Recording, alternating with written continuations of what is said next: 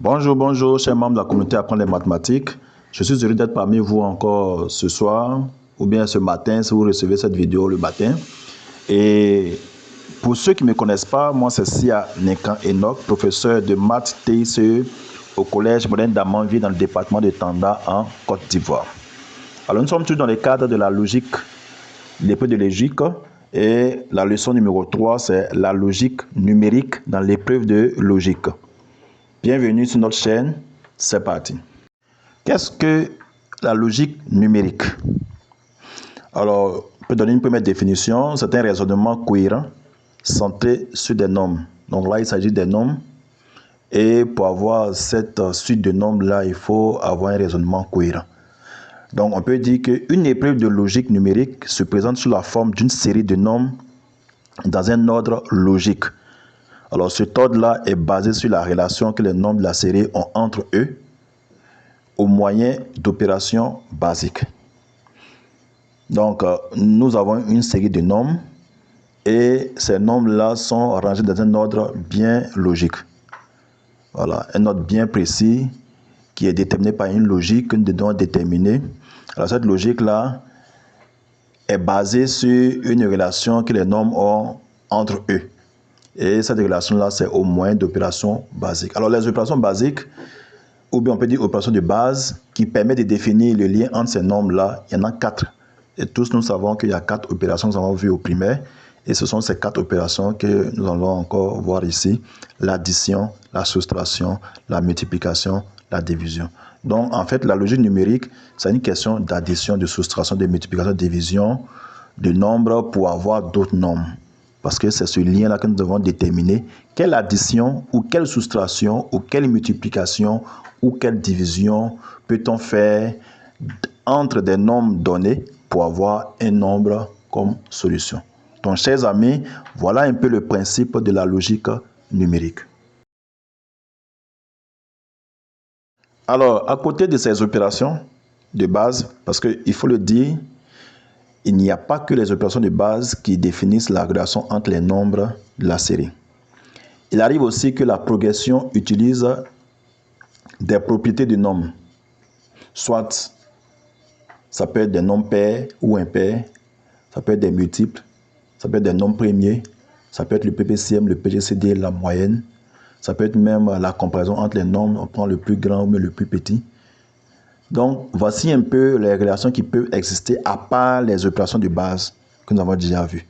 Donc, chers membres de la communauté, voici ces deux principes-là que vous devez maîtriser pour pouvoir faire traiter normalement un exercice de logique numérique. Alors, comment traiter un exercice de logique numérique? Alors, la première des choses qu'il faut savoir, c'est de trouver une démarche logique en étudiant des exemples, puis appliquer cette même logique à un dernier exemple qui est incomplet. Donc, rien ne vaut un exemple. Voici un exemple de logique d'un exercice de logique numérique. On a 4 triangles et à chaque sommet correspond un nombre. Alors ici, le premier triangle, on a 7, 5, 2 qui sont les nombres qui correspondent au sommet. Ensuite, on a le deuxième triangle, il y a 7, 4, 3. Troisième triangle, il y a 5, 1, 4. Le quatrième triangle, il y a 8, 7. Et puis, il y a un nombre correspondant à un sommet qu'il faut déterminer. Donc, le principe ici, c'est de déterminer ou bien de trouver la démarche logique qui est entre ces nombres-là par rapport aux 3 premiers triangles afin de voir avec cette même logique quelle est la solution pour le dernier triangle. C'est-à-dire le dernier nombre du dernier triangle. Alors, qu'est-ce qu'on remarque? On sait que les opérations de base qu'on a, il y a l'addition, il y a la soustraction, il y a la multiplication, il y a la division. La première chose déjà qu'on va voir, on va essayer de voir si on peut faire une addition. Alors, lorsqu'on fait l'addition ici, plutôt, disons, la soustraction. Dans le premier triangle, si je fais 7 moins 5, je trouve 2. Donc, 7, c'est un chiffre d'un sommet, moins 5, un autre chiffre d'un sommet, qui est égal à 2, qui est le dernier chiffre des sommets de ce triangle-là. Donc là, on va essayer de voir maintenant si c'est la même logique pour le deuxième triangle. Là aussi, on voit 7 moins 4, ça fait 3, ça marche. Après, le troisième triangle, on voit 5 moins 1, ça fait 4, ça marche. Donc, cette logique-là elle peut s'appliquer au dernier triangle. 8 moins 7, ça fait 1. On peut aussi faire une somme, parce qu'on peut faire une soustraction, c'est qu'on peut avoir en complémentaire aussi une somme. Donc ici, on va voir 5 plus 2, ça fait 7. 4 plus 3, ça fait 7. Le deuxième triangle. Le troisième triangle, 1 plus 4, ça fait 5. Ça va donc, on aura 7 plus 1 égale à 8. Donc ici, la solution, c'est 1. Donc, voici un peu comment est-ce qu'on traite un exercice de logique. Dans le cas où il faut trouver une démarche logique par rapport aux exemples qu'on nous a donnés et ainsi appliquer cette même logique-là au dernier exemple qui est incomplet. Dans le cas où la démarche logique est donnée, parce qu'il peut y avoir des exercices de logique numérique où la démarche logique est déjà donnée. Dans ce cas, il faut trouver une façon d'obtenir la solution à partir des données fragmentaires. On a donné des données fragmentaires et c'est à partir de cela maintenant qu'on doit déterminer la solution en allant toujours dans cette démarche logique qui a été déjà donnée. Donc voici un exemple bien pratique. Alors ici, on a chaque case à la même valeur que la somme des deux cases juste en dessous. Donc c'est comme une pyramide que nous avons ici. Alors, on a donné des fragments de données. Donc en fonction de ces fragments de données-là, il suffit juste de faire la somme des cases en dessous pour avoir la case au-dessus. Alors, lorsque je prends, par exemple, ici, je vois en dessous, au niveau de la base de la pyramide, j'ai les nombres 2, 1 et puis 9. Après, on a la seconde marche, mais la seconde partie de cette pyramide-là, on a le chiffre, le nombre 8 seulement. La troisième partie de cette pyramide, on a la 13. Et puis après, on n'a plus rien. Mais cependant, on peut utiliser les fragments-là pour pouvoir déterminer les nombres au niveau déjà de la première, de la base, mais de la pyramide. Alors, si je fais combien plus 1 qui donne 8, puisque en dessous, on a 1, et puis au-dessus, on a 8. Donc là, on peut déterminer facilement. Ça fait 7 plus 1, ça fait 8. Donc déjà, on peut mettre le premier nombre là, 7. Ensuite, si j'ai trouvé 7, ça veut dire que je peux maintenant faire 2 plus 7, ça fait 9 pour avoir le nombre qui est au-dessus. Après, en dessous, j'ai 8 plus 5. Alors, en dessous du 13, bien sûr, on a 8. Mais à côté, c'est ce qu'on doit trouver. Donc, on sait que c'est 8 plus combien qui donne 13. Donc, ça fait 8 plus 5, ça fait 13. Donc, là aussi, à côté du 8, au niveau de la deuxième niveau de la pyramide, on peut mettre déjà le 5 après le 8. Et puis après ça, on peut descendre maintenant de la base. On a 1 plus combien qui donne 5. Donc, ça fait 1 plus 4, ça fait 5. Donc, on peut déjà mettre le 4. Après ça, on a 9. On a 4 plus 9, plus on a déjà trouvé 4, ça fait 4 plus 9, ça fait combien? Ça fait 13. Donc, au-dessus, ça fait 13. Donc, on a déjà tous les nombres de la base. Ensuite, on a les nombres du niveau 2. Alors, on a... Après ça, on aura 4 plus 9. Ça fait 13. Bon, déjà, on l'a déjà dit. Donc, maintenant, on aura 9 plus 8 égale à 17 pour voir le nombre du niveau 3 à côté du 13. Après ça, on a 5 plus 13 égale à 18 aussi, à droite du 13. Donc, ça veut dire que le niveau 3 aussi, on a déterminé les éléments du niveau 3. Là, ça devient plus simple maintenant, puisque là, on a tous les nombres. Donc, au niveau 4, on aura 17 plus 13, ça fait 30. Et puis 13 plus 18, ça fait 31. Donc, tous les nombres aussi du niveau 4 aussi ont été déterminés. Maintenant, le sommet de la pyramide, c'est 30 plus 37, ça fait 61. Donc, là, la solution, c'est 61. Donc, voici un peu comment on traite ces exercices-là où la démarche logique était déjà donnée. Alors, donc, on passe maintenant à la suite. Quelques conseils réellement pour pouvoir bien aborder l'épreuve de logique, en particulier la logique numérique au concours si cela est donné. Donc, le premier conseil que je peux donner, c'est de maîtriser les 4 opérations de base, l'addition, la soustraction, la multiplication et la division. Ça, je pense que c'est le B.A.-ba plutôt de la logique numérique. Il faut maîtriser les 4 opérations de base. Deuxième chose, si vous allez au concours, aller avec une calculatrice parce qu'on ne sait jamais, cela peut être autorisé.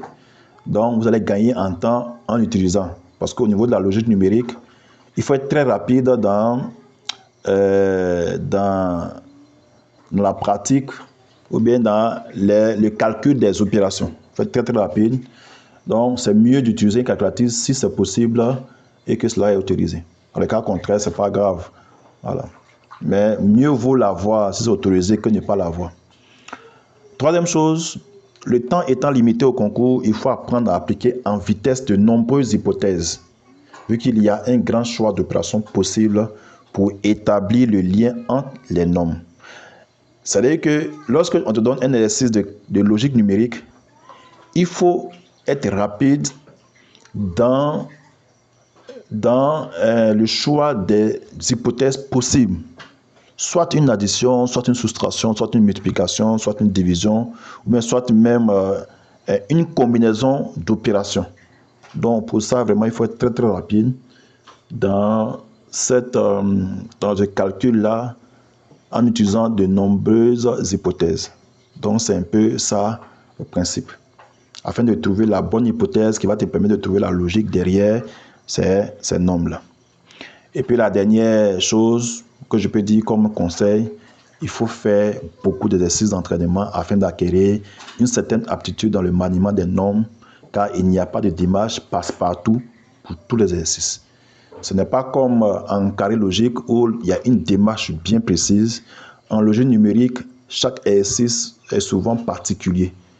Donc c'est à force de faire des exercices qu'on acquiert vraiment cette aptitude-là, voilà, pour pouvoir manipuler facilement les nombres et puis faire des opérations rapidement pour pouvoir trouver la logique derrière.